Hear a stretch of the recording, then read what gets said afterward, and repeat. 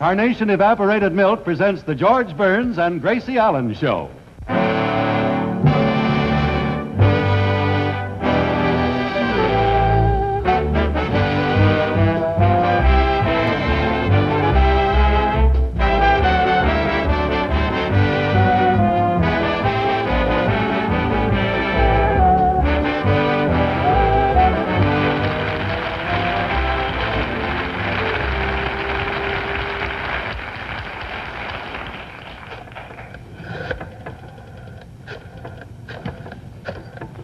Hello, Harry? This is Gracie. May I speak to Blanche, please? What? She just left? Well, will you try and catch her? It's very important. Oh, thank you. Oh, hi, Gracie. Oh, hello, Blanche. Blanche, I'm in terrible trouble. It's about our club, the Beverly Hills Uplift Society. We've been locked out of our club rooms because I didn't pay the rent. And I've got to do something about it. Gracie, I'm right behind you. Oh, thank goodness. Well, I hope all the other girls are, too. No, honey. What I'm trying to say is Say, Blanche, would you hurry up over here? I have the strangest feeling somebody is watching me. Yeah, I'll be right there. No, hold on, Blanche. I was wrong. There's nobody there. Well, anyway, I told Mr. Leeds I thought he was very mean to lock us out of our club room. Say, Gracie. Oh, hello, Harry. Thanks for calling Blanche. Goodbye. Gracie. Oh, excuse me, Harry. I didn't mean to hang up while you were talking. Goodbye, Harry.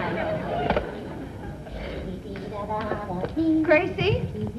Oh, I'm fixing the chairs for the meeting. Well, Gracie, what happened to our rent money? In your last treasurer's report, you said we had $120. We did, and I worried night and day about losing it. Oh, Gracie, you didn't lose it. No. I spent the $120 for a wall safe. What for? Why? Keep the money in. Oh, No, don't worry. I'm on my way down to the bank right now to borrow the rent money from Mr. Vanderlip. Oh, well, good. I'll fix lunch for the girls while you're gone. Oh, say, look, Blanche, how about some sandwiches and maybe a salad? All right. But, you know, half the girls are on a diet. Do you think I ought to make it without dressing? Well, as long as you're alone, you pull down the shades. Whose business?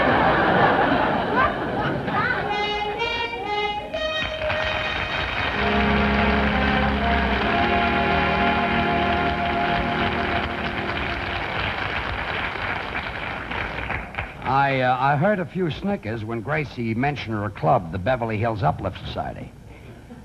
Believe me, you wouldn't laugh at that name if you ever got a look at some of those women. Originally, there were 20 members, but it fell off a little during the last war. They did a little war work, and by accident, 6 of them were shipped out with bundles for Britain. Before they got their club rooms, they used to meet in my house all the time. I'd come home from the office, I'd find one committee in the living room, one in the bedroom, one in the dining room. They were all over the house. So I finally told Gracie that I'd like to wash my hands of the whole thing, and she said, knock first or you'll surprise the Ways and Means Committee. But I will say this. They were always raising money for some cause. One of their favorite charities was a fund to take care of homeless children. I contributed to this for 5 years before I found out why the children were homeless. The mothers were always at my house holding needles. And all they do is talk about their operations. One woman talks about her appendix. One talks about her tonsils. Mrs. McAvity, the president of the club, she had so many operations that her jaws hurt.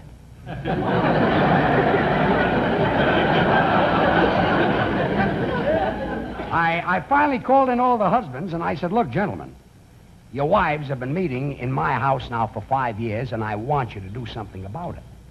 And they did. They gave me 3 cheers. So now they're going to start meeting in my house again. Come in, Miss Shaw. Oh, that's Mr. Vanderlip, the president of the bank. Mr. Mr. Vanderlip, Mrs. Burns is here to see you. Oh, no, not Mrs. Burns and the bank examiners on the same day. Well, shall I tell her you're tied up? No, she'll only come in and want to untie me. I'd better see her. But first, let's finish that letter to Acme Aircraft. Now, where were we, Miss Shaw? In regard to your request for a loan of $2 million... Oh, yeah, $2 million. I am pleased to inform you we can effect said transaction, provided you are able to offer satisfactory security. Upon receipt of a letter setting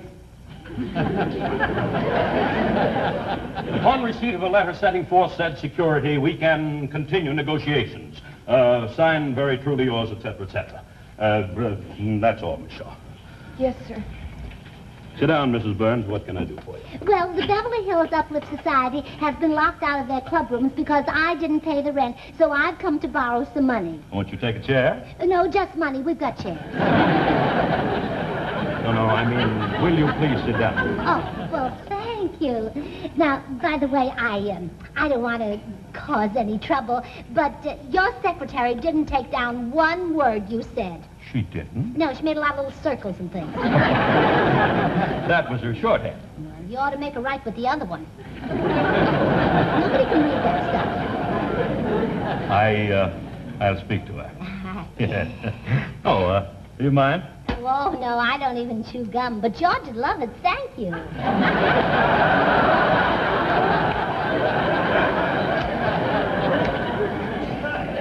Now, you say your club wants to borrow money. Yes. Well, we don't like to lend any money unless we know the borrower is responsible. Oh, well, then your worries are over. We're short $120, and any woman in the club will tell you that I'm responsible. No, I mean as a banker, I like to secure my loan. You understand? Oh, certainly, yes. Now, tell me, can the ladies of your club put up collateral? Well, we can if it's in season. Now, last month we put up apple jelly, and in July we put up apricot. Mrs. Burns, No, we don't want to earn the money. We want to borrow it. Miss Shaw. Yes, Mr. Vanderlip? No, perhaps I'd better come on out. Will you excuse me? Well, certainly. I wonder how he did that. Now, just as soon as I go back in, you follow and say somebody important wants to see me. Who shall I say? Oh, Mr. Simpson. Yes, Mr. Vanderlip. I wish we had one of those at home. Now, Mrs. Burns, we can continue our conversation. Yes, let's get it over before Mr. Simpson gets here.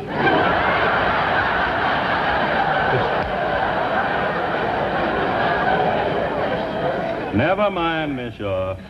Now, look, Mrs. Burns, the bank cannot loan you $120 unless you put up security. But I haven't got any. Well, what about your husband? Oh, I should say not. I wouldn't put him up for $130.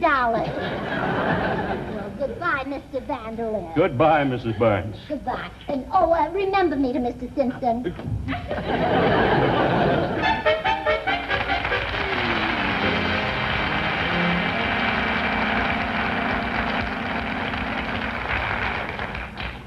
That's a great organization Gracie belongs to. You know, in most clubs, if a member is late to a meeting, he's got to pay a fine. In the Beverly Hills Uplift Society, if a member is late, they pay her. It gives them such a good chance to talk about her that it's worth it. But they do some very important work. They once called a special meeting, and they voted unanimously that they didn't like the high cost of living. Another time, this Hi, honey. Oh, Harry Morton is home to lunch. Hello, Harry.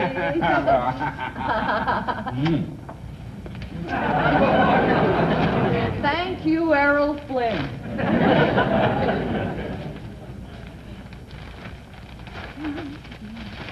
Well, you finally got my lunch fixed on time, huh? Did you fix up anything for yourself? That is for the club meeting at Gracie's today. Although I did have some things left over there on a plate in the icebox. Fine thing. Husband has to fix his own lunch. Well, Harry, I didn't know you were coming home today. Half the time you eat at the drugstore. Blanche, every once in a while a man has to have a good, wholesome, well-cooked meal he can digest. That's the only reason I go to the drugstore. Harry, you're talking yourself into a visit from my mother. Why are the Beverly Hills shoplifters working meeting at Gracie's? It's uplifters, and I may have Mother bring Father along. Mrs. McAvity still the president? Naturally. She wrote it into the Constitution. Oh, that reminds me. She's coming by in a few minutes to pick me up. You know what kills me about Mrs. McAvity? That lorgnette business. Oh, well, are you Blanche's husband? Well, well. Oh, Harry, that's not true. May lightning strike me. Oh, honey, don't say that. Not while you're holding my best china. Thanks, Blanche. Thanks a lot. Oh, say, that reminds me of something cute Gracie said. You know, she went to the Carnation Farm, and she says that all of their cows are especially equipped to fill 4 cans at one time. Oh, that must be Mrs. McAvity. Yeah. Oh, hello, dear. How are you? Ready to go? Yes, come right in. Please do. Mrs. McAvity, you know my husband, Harry. Sure. Oh, so you're Blanche's husband. Well, well. Gotta get some mustard. Yes, well, let's hurry over to Gracie, shall we? I'll take these sandwiches. Bye, Harry. Well, I'll take these.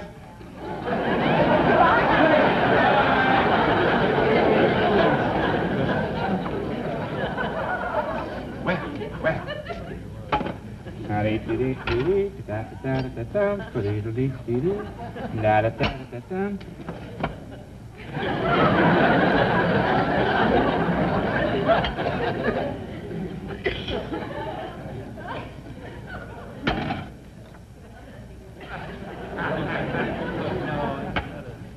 Hey, Blanche, you left this.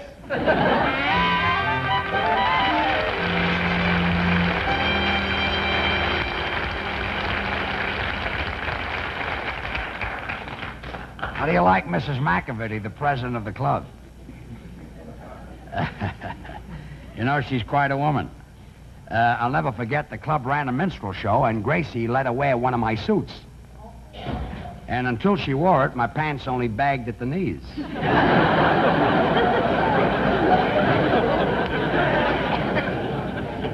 She's very rich, though. Her husband left her a beautiful home in Bel Air, 2 Cadillac cars, plenty of money. He left her practically everything. The only thing he took with him was the upstairs maid. Now, Mrs. McAvity is a little bitter about men. Come on, girls. We'll hold the meeting in here. Ladies and gentlemen, the emergency committee of the Beverly Hills Uplift Society. Come on.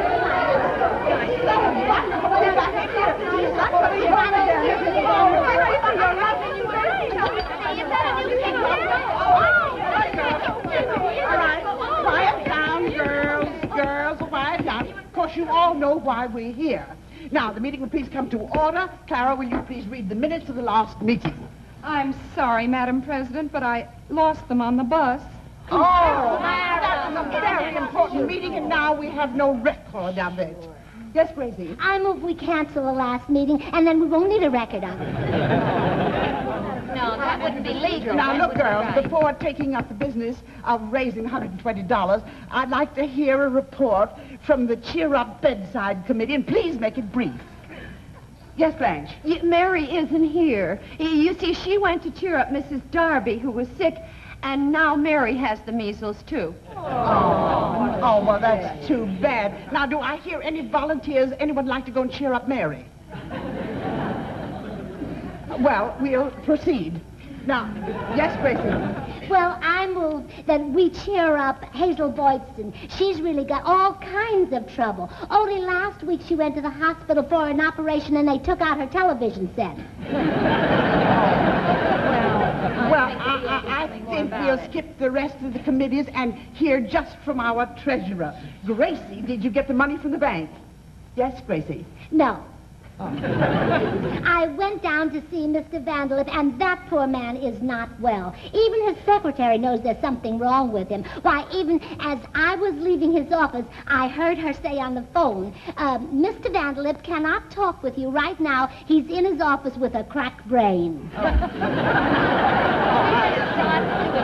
I said, the upshot of the whole thing is that we still need the $120. Yes, we do. Oh, I'm down here, George. Gracie, do you think you could get the money from your husband? That's a good idea. Oh, I don't know. He'd have to be in an awfully good humor. Oh, well, we could take care of that, couldn't we, girl? Here he comes. You know, I've known George Burns for a number of years. It seems to me that he's getting better looking all the time. He wears his clothes better than Cary Grant. Oh, Gracie, you're so lucky to have such a young, handsome, devastating husband. And so talented.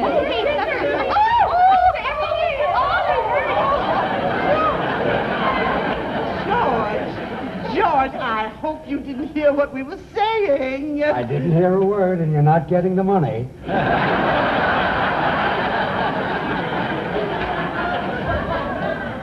Gracie, can I say you, please? Goodbye, ladies. Well, I'll be right back. Well, now there must be some way that we could raise I this money. know. Let's run a bazaar and we'll all sell kisses, huh? Oh, that's a good idea. Rita, how dare you suggest that Mrs. McAvity kiss strange men? This is an emergency, and you mind your own business. The last time we tried to sell kisses, we lost $16. Well, money isn't everything. No, it isn't. I mean, let's face it, girls. Oh, Harry. Hello, Gracie. I heard the Beverly Hills Uplift Society was meeting here, so I brought you girls a picture to hang in your club room. Well, how wonderful. Oh, what a darling baby. Thank you, Harry. It's a picture of me. Really? Uh-huh. Well, I guess I should have recognized it. Oh. But, of course, I just seldom see you dressed like that. Yeah, well, I think I better go in and give it to the girls. Oh, no. No men are allowed while we're having our meeting. You see, it's a woman's club. Well, Gracie, as I came up the driveway, I saw a man in the house. Oh, no, you didn't. It was George. But I have something very important no, to say. Harry, rules are rules, and we can't... would it be worth $120? $120? Yes. Gracie, that's a lot of money, but... Well, yes, it's worth it. Really? Well, come on in. Oh, girls. Girls, we're going to make Harry Von Zell an honorary woman so he can join our club. Why, I never heard of anything so fantastic. No man can join a woman's club. Oh, wait a minute. You can't. Harry Von Zell has something to tell us that's worth $120.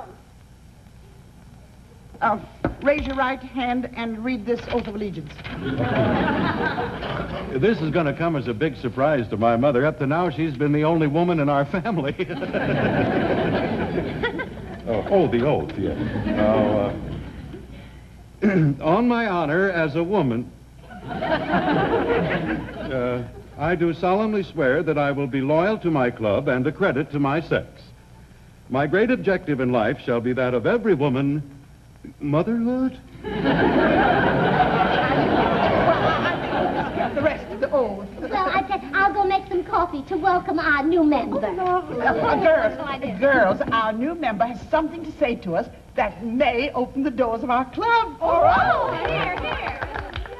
Well, ladies, it gives me great pleasure to present you with this picture of me to hang in your club room. Oh, isn't he the cutest thing you've ever seen? Oh, well, thank you so much, ladies. I was kind of cute in those days, too. And do you know why? Because I was a carnation baby. Oh, well, don't look surprised, yes, ladies. Even in those days, there were many, many carnation babies. And do you know how long ago this picture of me was taken? No.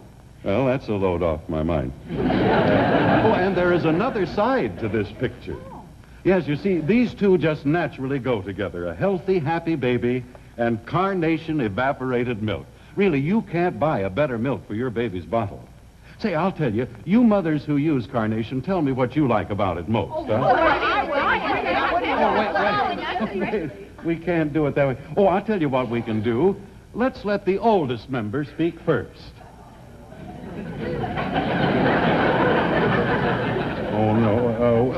Mrs. Bagley, suppose you tell me why you're raising your baby on Carnation. My doctor recommended it. Oh. He said Carnation is such high-quality milk I'd never have to worry about it.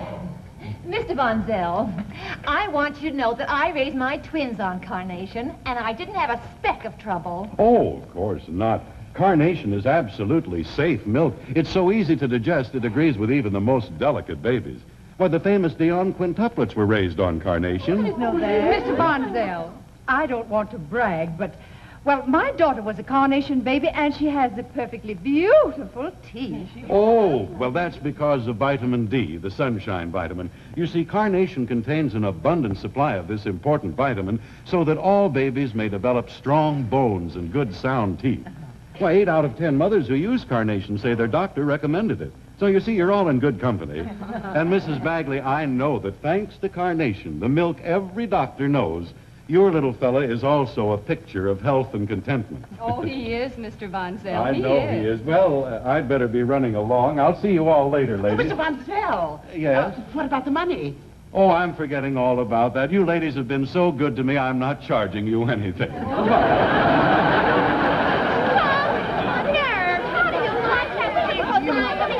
Coffee, everyone. Gracie, wasn't Mr. Von Zell supposed to pay us? Yes, he was. Well, he didn't. Well, it's our own fault. We made him a woman, and the first thing he did was change his mind. Well, and we still need the money. Of course we... I've got a great idea. We can raise the money the way my sister Bessie did. How was that? Well, every time her husband kissed her, she made him put a 10-cent IOU in the piggy bank.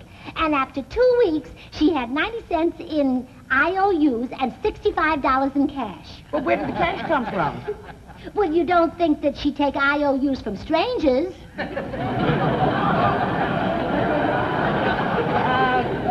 Gracie, you did it. You don't like the idea? Well, coffee, everybody. Yeah, that's the best idea.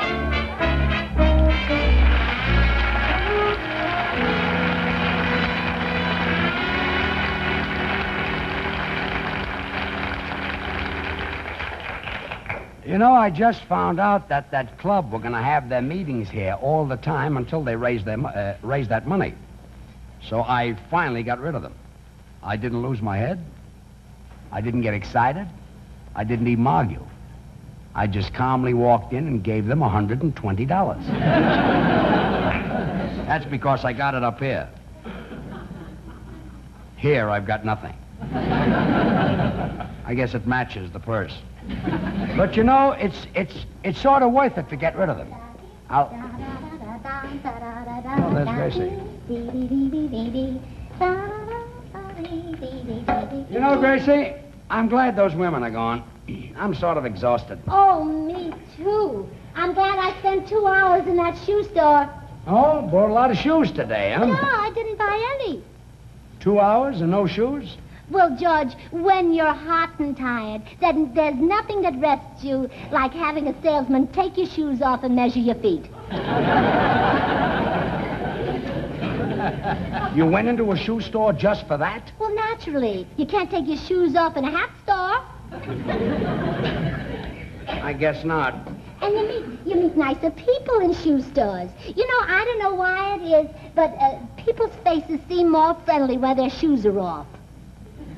Yeah, well, in your stocking feet, you've got to be more friendly. Yeah. Now, take this woman who sat next to me. She said she was buying a pair of shoes for a little boy in Pomona. Mm-hmm. She said he'd been walking for 2 years. So I said, well, he couldn't be walking very fast or he'd be in Kansas City by now. Well, you did your share about being friendly. Yes. She was a little self-conscious about her legs, so I cheered her up. You cheered her up? Yes, she said her husband kids her because her legs don't match Betty Grable's. So I said, well, the joke's on him. They don't match each other.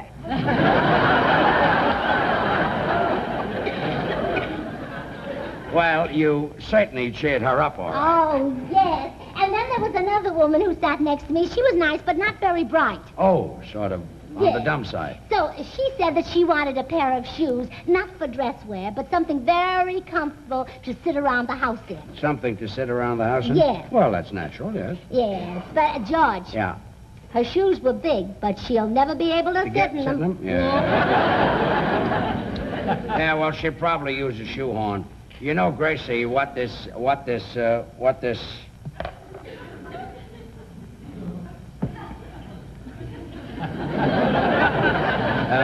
I give up. What is this little number? Oh, I'm sewing your long underwear and your shorts together.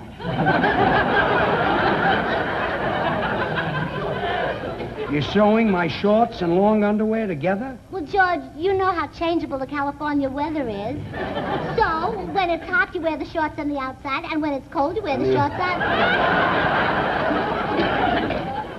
Well, I'll get a lot of laughs in the locker room at Hillcrest. Yeah. You know, come in. Wonder who that can be.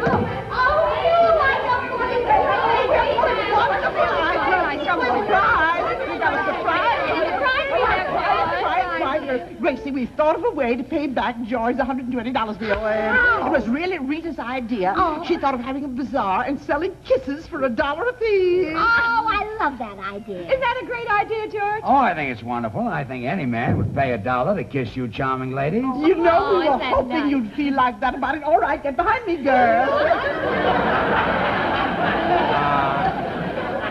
What's going on? Well, we owe you $120, and we're going to pay it back to you at $1 a kiss. One. Look,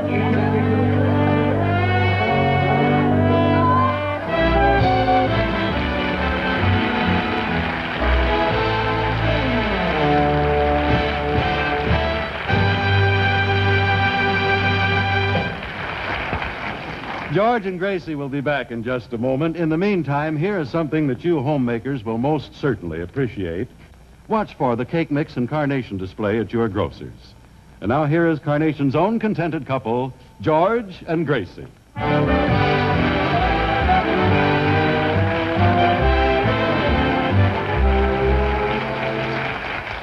thank you very much. Gracie and I will be back again 2 weeks from tonight. Dan, I want to thank everyone who sent in 35 cents for this Carnation cookbook. And if you haven't gotten it, you will. I'm very busy still autographing them. And we still have a few left. By the way, Gracie, you know that tonight is sort of a thrill for us. This is the first time that we're going east on the coaxial cable. Oh, really? Yes, and it really cost millions of dollars to operate. Oh, well, then I better say goodnight. We can't afford it.